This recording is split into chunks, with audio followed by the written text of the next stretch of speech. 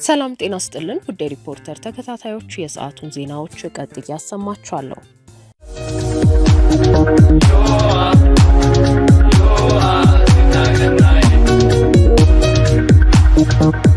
ሰው 2800 ከአንቺ ብር በላይ ሆነ ማለት የሚከፍለው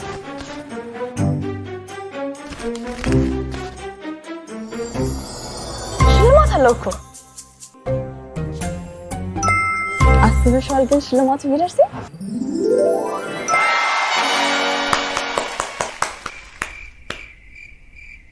ካርዶ ያሸልሞታል። ከ1000 ብር ጀምሮ በኢትዮጵያ ንግድ ባንክ የፖስ ማሽኖች ክፍያ ሲፈጽሙ የ10,000 ብር ሽልማት እንደሚያገኙ ያውቃሉ? እያንዳንዱ ግብይት ወደ ሽልማት ያደርሱታል። ከታህሳስ 22 እስከ የካቲት 21 2018 ዓ.ም በኢትዮጵያ ንግድ ባንክ የፖስ ማሽኖች ግብይት ለሚፈጽሙ 300 ዕድለኞች ለእያንዳንዳቸው የ10,000 ብር ሽልማት አዘጋጅተን እየጠበቅኑት ነው። በባንካችን ካርዶች ይገበያዩ፣ ይሸለሙ። ደንብና ግዴታዎች ተፈጻሚነት አላቸው። የኢትዮጵያ ንግድ ባንክ ሁሌም የሚተማመኑበት ባንክ። የፓርላማ አባላት ለፍትህ ሚኒስትሯ በርካታ ጥያቄዎች አቅርበው ምላሽ መነፈጋቸው እንዳሳዘናቸው ተናገሩ። የፍትህ ሚኒስትሯ ታህሳስ 23 ቀን 2018 ዓ.ም በህዝብ ተወካዮች ምክር ቤት ቀርበው ከአባላቱ ለተነሱላቸው ጥያቄዎች ማብራሪያ ሲሰጡ ለጠየቁት ጥያቄ ምላሽ እንደተነፈጉና ማዘናቸውን የምክር ቤት አባላት ተናግረዋል። በፍትህ ስርዓቱ ዙሪያ ለፍትህ ሚኒስትሯ ወይዘሮ ሀና አርአያ ስላሴ ጥያቄ ያቀረቡት በምክር ቤቱ ከተገኙት 248 አባላት መካከል 6 አባላት ብቻ ናቸው። ሚኒስትሯ ከ6ቱ የምክር ቤት አባላት የቀረቡላቸውን በፍትህ ስርዓቱ ላይ ያተኮሩ ጥያቄዎችን በግማሽ ሰዓት ባነሰ ጊዜ ምላሽ ሰጥተዋል። በምክር ቤቱ መደበኛ ጉባኤ ከተገኙት አባላት መካከል በፍትህ ስርዓቱ ዙሪያ ጥያቄ ያቀረቡት የኢትዮጵያ ዜጎች ለማህበራዊ ፍትህ ኢዜማ ፓርቲ፣ የአማራ ብሔራዊ ንቅናቄ፣ የቁጫ ህዝቦች ዲሞክራሲያዊ ፓርቲ አባላትና 3 የብልጽግና ፓርቲ አባላት ናቸው። ይሁን እንጂ 3ቱም ተፎካካሪ ፓርቲዎች ያቀረብነው ጥያቄ በሚኒስትሯ ምላሽ አልተሰጠንም የሚል ቅሬታ ለሪፖርተር ገልጸዋል። የኢዜማ አባሉ አቶ አብርሃም አሞሺ ለሪፖርተር በሰጡት አስተያየት በህግ የበላይነትና ፍትሐዊነት ላይ ጥያቄ ባቀርብም ምንም አይነት ምላሽ አላገኘሁም በማለት ተናግረዋል። ወይዘሮ አጸደ ማሞ የተባሉ የምክር ቤት አባል ባነሱት ጥያቄ የጸጥታ ችግር ባለባቸው አካባቢዎች ንጹሃን እንደሚገደሉና ንብረታቸው እንደሚዘረፍ ጠቅሰው እንደ ህዝብ ተወካይ ከሚያሳስቡን ጉዳዮች አንዱ የዜጎች ደህንነትና ሰብአዊ መብት ነው ብለዋል። የጸጥታ ችግር ባለባቸው አካባቢዎች ሰዎች ከቤታቸው እየተጎተቱ እየወጡ የሚገደሉበት፣ አካላቸው የሚጎድልበት ሁኔታ መኖሩን ጠቅሰው እንዲህ አይነት የወንጀል ክሶች ሲቀርቡ ቶሎ ፍትህ የመስጠትና የህግ የበላይነትን ለማስጠበቅ ምን እየተሰራ ነው በማለት ጠይቀዋል። የቁጫ ህዝቦች ዲሞክራሲያዊ ፓርቲ አባሉ ገነነ ገደቡ ባነሱት ጥያቄ በቁጫ ምርጫ ክልል አሸንፈን የምክር ቤት አባል የሆንን ሰዎች በድንጋይ ተወግረን እስካሁን ምላሽ አላገኘንም በማለት ጠይቀዋል። የአብን አባሉ ዶክተር አበባው ደሳለው በበኩላቸው በማንነታቸውና በፖለቲካ አመለካከታቸው ብቻ ከ2 ዓመት ከ6 ወራት በላይ የታሰሩ የአማራ ፖለቲከኞች፣ ጋዜጠኞች፣ አንቂዎችና የሃይማኖት አባቶች ፍትህ ሚኒስቴር የሚጠበቅበትን የሰነድ የሰው ማስረጃና ምስክር ማቅረብ ባለመቻሉ ለከፍተኛ የሰብአዊ ጉዳት ተዳርገዋል በማለት ለሚኒስትሯ ሀሳባቸውን አቅርበዋል። የፍትህ ሚኒስትሯ በሰጡት ምላሽ ሰላም በሌለበት አውድ ውስጥ የሰብአዊ መብት ጥሰቶች ይኖራሉ። ሰላማዊ ዜጎች መደበኛ ህይወታቸውን በመምራት ፈንታ የመንቀሳቀስ መብቶቻቸውንና በሰላም የመኖር መብቶቻቸው ይገደባሉ።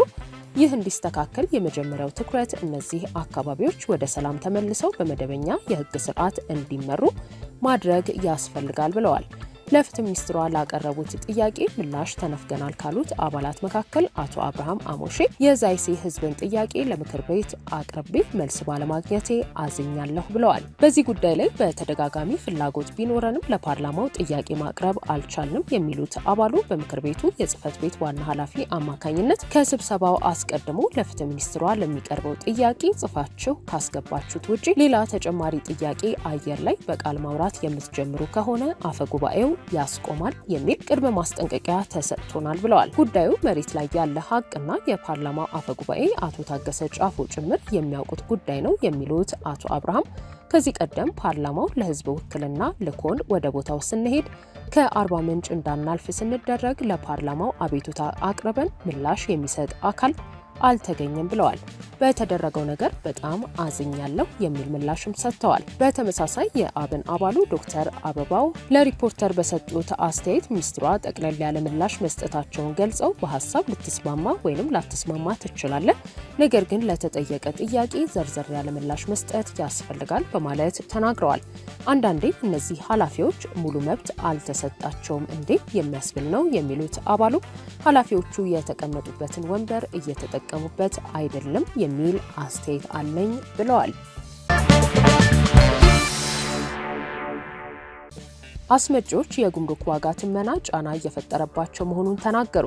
ጉምሩክ ኮሚሽን የሚሰራው ሕግን መሰረት አድርጎ መሆኑን ገልጿል። አስመጪዎች እቃዎች ወደ ሀገር ውስጥ የሚያስገቧቸው እቃዎችን በሚገዙበት ዋጋና የጉምሩክ ኮሚሽን በሚያዘጋጀው ዋጋ መካከል ከፍተኛ ልዩነት መኖሩ ጫና እየፈጠረባቸውና መስራት የማይችሉበት ደረጃ እያደረሳቸው መሆኑን ቢገልጹ ኮሚሽኑ ሕግን መሰረት አድርጎ ዋጋ እንደሚያዘጋጅ አስታውቋል። የጉምሩክ ኮሚሽን ከፍተኛ የስራ ኃላፊዎች በተገኙበት የውይይት መድረክ ከኮሚሽኑ ጋር በተገናኘ ያሏቸውን አቤቱታ አዘል ጥያቄዎችን አስመጪዎች፣ ላኪዎችና የጉምሩክ አስተላላፊዎች ያቀረቡ ሲሆን በእቃዎች ትክክለኛ ዋጋና በጉምሩክ ኮሚሽን ዋጋ ትመና መካከል ከፍተኛ ልዩነት መኖሩ በስራቸው ላይ ጫና እየፈጠረ መሆኑን ገልጸዋል። የኤሌክትሮኒክስ መሳሪያዎች አስመጪ የሆኑት የውይይቱ ተሳታፊ ወደ ሀገር ውስጥ የሚገቡ እቃዎች በጉምሩክ ኮሚሽን የሚወጣላቸው የጉምሩክ ዋጋ ትመና እቃዎቹ ከተገዙበት ትክክለኛ ዋጋ ጋር ከፍተኛ ልዩነት ስላለው በስራቸው ላይ እንቅፋት እየፈጠረ መሆኑን ተናግረዋል። 32 ኢንች ኤፒ ሞኒተር $210 ተገዝቶ በጉምሩክ ዋጋ ትመና ግን $620 ብሎ ተወስኖ ተሰጥቶኛል በማለት ልዩነቱን በማሳያነት አቅርበዋል። የገቢዎች ሚኒስቴር የሚያወጣቸው ሕጎች ትኩረት የሚያደርጉት በመጨረሻው የንግድ ውጤት ላይ በመሆኑ አብዛኛዎቹ መፈታት የሚገባቸው ችግሮች በጉምሩክ ኮሚሽን በኩል የሚነሱ ወይንም የንግዱ መጀመሪያ መሆናቸው ሊጣጣምና ችግሮችን ሊፈታው እየቻለ አይደለም ብለዋል። በቡና ላኪነት የተሰማራ ድርጅት በመወከል የተገኙ ግለሰብ ድርጅታቸው ቡና በመላክ የሚያገኘውን የውጭ ምንዛሪ ለሀገር የሚጠቅሙ እቃዎችን ወደ ሀገር ውስጥ እያስገባ ቢሆንም በኮሚሽኑ በኩል በግብይት ዋጋ ተስተናግደው አያውቁም ብለዋል። ድርጅቱ ከፍተኛ መጠን ያለው የውጭ ምንዛሪ ለሀገር እያስገኘ መሆኑን የተናገሩት የውይይቱ ተሳታፊ ህገወጥ ድርጅቶች በህጋዊ መንገድ ከሚሰሩት ጋር የሚለዩበት መንገድ ምን እንደሆነ ጠይቀዋል። ከበላይ አብ ሞተርስ ኃላፊነቱ የተወሰነ የግል ማህበር ተወክለው የተገኙ ተሳታፊ ላለፉት 1.2 ዓመት በርካታ የአሰራር ለውጦች እየተደረጉ ስለሆነ ለውጦቹ በስራቸው ላይ ተጽዕኖ ማሳደራቸውን ገልጸዋል። በተለይም ለውጦች ሲደረጉ እንደ ባለድርሻ አካል ተሳታፊ አለመሆናቸው ድንገት እንዲሰሙትና እንዳይዘጋጁ እያደረገ መሆኑን ተናግረዋል። የጉምሩክ ኮሚሽን ምክትል ኮሚሽነር ወይዘሮ ሙሉ ወርቅ ደረሰ ለቀረቡት ጥያቄዎች ማብራሪያ ሲሰጡ አዲስ የተሻሻለው መመሪያ ወሳኝ የሆኑ ነጥቦች የተደነገጉበት መሆኑንና ይህም በአፍሪካ ነፃ የንግድ ቀጠና ገብቶ ለመስራት እንዲቻል ጭምር ታስቦ የተዘጋጀ መሆኑን ገልጸዋል። መመሪያው ከመውጣቱ በፊት የገቡ እቃዎች እንዴት እንደሚስተናገዱ ለቀረበው ጥያቄ አሰራሩን የሚመለከት ድንጋጌ መኖሩንና በዚህም ከመመሪያው መሻሻል በፊት የገቡ እቃዎች በበፊቱ መሰረት እንደሚስተናገዱ፣ መመሪያው ከወጣ በኋላ የገቡ ደግሞ በአዲሱ ይስተናገዳሉ ብለዋል።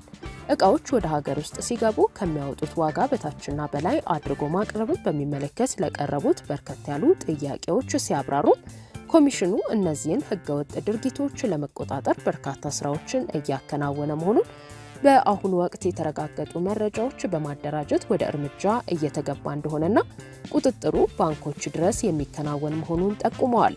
አክለውም ህጎች ሲወጡ ተገማች መሆን አለባቸው የሚለው እንዳለ ሆኖ ነገር ግን ህጎቹን ቀድሞ የማሳወቅ አሰራር መኖሩን ተናግረው ከኮሚሽኑ ኃላፊነት ውጪ የሆኑትን ግን ኃላፊነት እንደማይወስድ አስረድተዋል።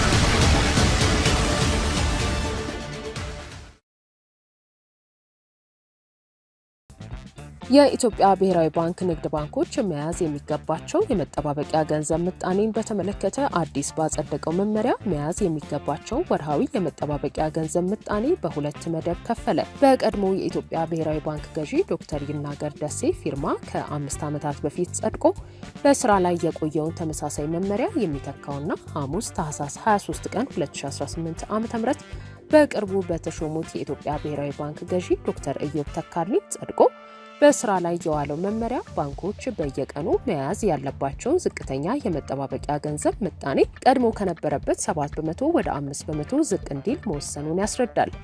ይሁንና በመመሪያው መሰረት ባንኮች በየቀኑ መያዝ ያለባቸው የመጠባበቂያ ገንዘብ ምጣኔ ወደ 5 በመቶ ዝቅ ቢደረግም መመሪያው በአንቀጽ 7 የሽግግር ጊዜ በሚል በሰፈሩ ድንጋጌዎች መሰረት ባንኮች በየወሩ ማስቀመጥ የሚገባቸው የመጠባበቂያ ገንዘብ ምጣኔ በሁለት መደብ ተለይቶ እንደሚታይ በመግለጽ ከጥር ወር ጀምሮ የሚጠበቅባቸውን በመቶኛ ለይቶ አስቀምጧል።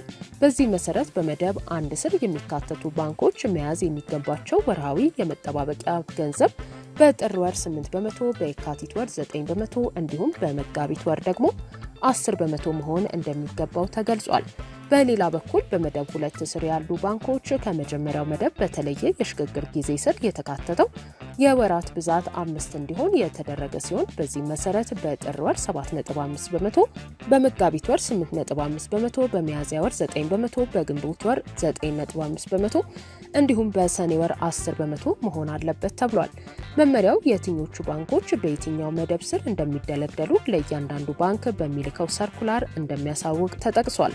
የቀድሞውን መመሪያ የማሻሻል አስፈላጊነት ማብራሪያ ላይ ከጠቀሳቸው ጉዳዮች መካከል ባንኮች በሕግ በተደነገገላቸው መሰረት በየወሩ ማስቀመጥ የሚገባቸውን የመጠባበቂያ ገንዘብ ምጣኔ ቀጣይነት ባለው ሁኔታ አሟልተው መቀጠል እንዲችሉ ለማገዝ በባንኮች መካከል ያለውን የእርስ በርስ የገንዘብ ገበያ ከፍ ያለ አፈጻጸም እንዲያስመዘግብ ለማስቻል እንዲሁም የጥሬ ገንዘብ አስተዳደራቸውን እንዲሁም የአጭር ጊዜ የወለድ ምጣኔ በተረጋጋ መንገድ ለማስቀጠል የሚሉት ይገኙበታል።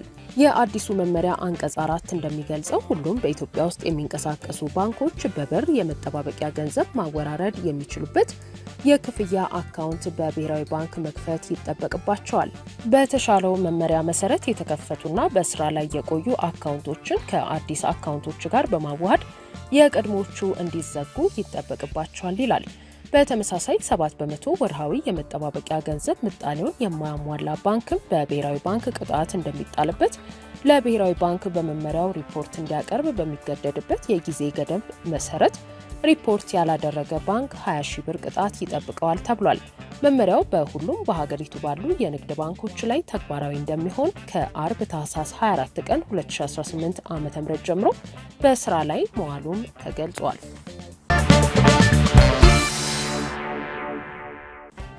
ውድ የሪፖርተር ተከታታዮች የሰዓቱ ዜናዎቻችን እነዚህ ነበሩ። ስላደመጣችሁን ከልብ እናመሰግናለን።